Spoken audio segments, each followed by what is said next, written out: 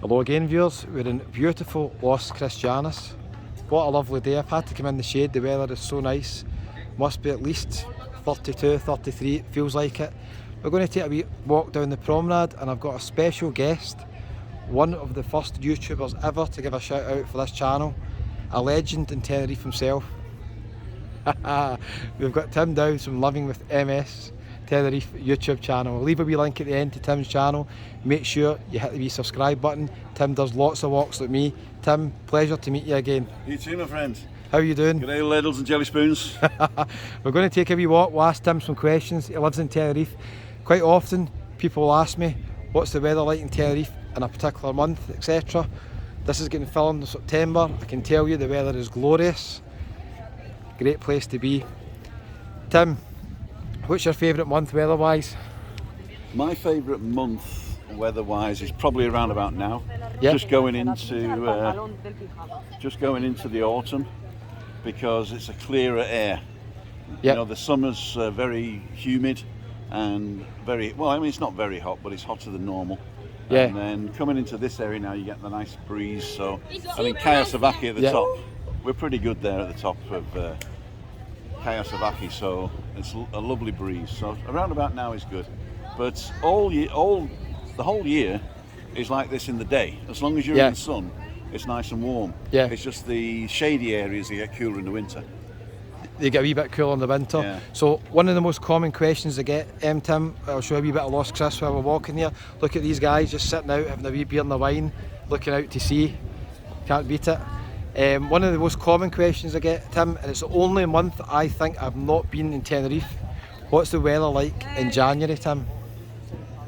January, you can get cloudy mornings in January, but usually after the sun gets over the midday, it'll burn off the clouds. And the nights can get nippy, but I mean, nippy for me is like high summer in Scotland for you. That's right, it's a heat wave in Scotland. It's a heat wave in Scotland. So, for instance, I check the weather on my balcony during the day, and it's usually between 20 and 26 degrees all year round, right, in the shade. And then I look at night when I go to bed, and it didn't drop last year below 18. Now I have seen it at 13. 13, really? I have seen it at 13. That's the lowest I've ever seen it, and that was back in 2015. Right. But typically it's between, I'd say 17, 18 in the night. Okay. To 25, 26 in the day, which averages out with the 30s and stuff for 28 all day every day. So that's why Dan says it, the crack master, because he averaged it out over all the year, and it does average out to around about 28 degrees. I never knew that was the reason, Tim. Wee bit of inside information there, viewers. So January definitely, I think, by the sounds of it, is a wee bit cooler at night. I've been here in February when it can get a bit cooler. Start of March, I would say the weather seems to pick up quite a bit. I think that's when you get into the kind of slightly hotter period at the night, during the night. I don't remember ever wearing jeans in Tenerife. Tim, I've never seen you with jeans on. You've always got shorts on. I have one pair of slacks and I use it for a special occasion, that's it. That's it? One pair of slacks and a shirt with sleeves, that's it. Otherwise it's 10 of these shorts and 15 of these Adidas. I didn't. So it's shorts and t-shirt weather. Now you live in Kayasavaki. Yeah. Do you think there's any difference in the weather between here and Costa Adeje, for instance? You know, there are microclimates. So the way we talk about it is the weather in general is the same on this coast. Yeah. Right? You get to the other coast and you've got a little bit more onshore wind because of the trade winds. And the north coast, you've got more humid and moist air. So that means it's going to be more green, like a, what's the word? Like a rainforest. Yeah. So these are the different types of climates on the island. But this coast itself, it can actually rain just up the hill here. Just up there? Yeah, and be sunny on the beach. Really? So the microclimates really do allow you to have totally different weather at the same time, within about 5 minutes of each other by car. Okay, so that's interesting. I think I've been to all the Canary Islands. My personal opinion, having been to all of them now, is Tenerife and Gran Canaria. I've got very similar weather. Forteventura and Lanzarote, I think, can be a wee bit more windy, especially in the winter. So I think this is why Tenerife is so popular, because you're not guaranteed the weather, but if you come at this time of year, it's very unlikely you're going to get poor weather. You might get a couple of cloudy days, but it's still very hot, isn't it? It is, and not only that, but if you're mobile, Yeah, you can always drive to the sun. that's true. It's never sort of cloudy everywhere. I think I was speaking to my brother Paul, and he was here with his wife Laura. I met them on the. That's right. Oh, you met them? I did. The YouTube superstars. They've been on a few videos now, Tim. You met them at Las Vistas. They stopped me and they sort of says, and I was just chit chatting, I was doing a live Yeah. actually, and they came up and they says, "I know you." That's right. I couldn't believe it. And do you know, the next day when I arrived, I met them at the same bit in Las Vistas as well. Last Vistas that way, innit? Yeah. And I didn't even know they were behind me, and I was doing a video. But they were telling me they came once to Los Cristianos. I think it was January, and they had a really unusual week where the weather was quite poor. They had to go into a few pubs, I think, for something to do. But then they met somebody who was there at the same time, and they stayed in Costa Adeje, and they were like, "Oh, the weather was great." So sometimes maybe it can just depends. It's unusual, but sometimes I think between the resorts it can differ slightly. It won't differ in sort of averages. Yeah. But it can be terrible weather here Yeah. and beautiful weather in Kawasaki. In fact, Oh. from my balcony, I can usually see when it's raining in Las Americas. You can see that, yeah.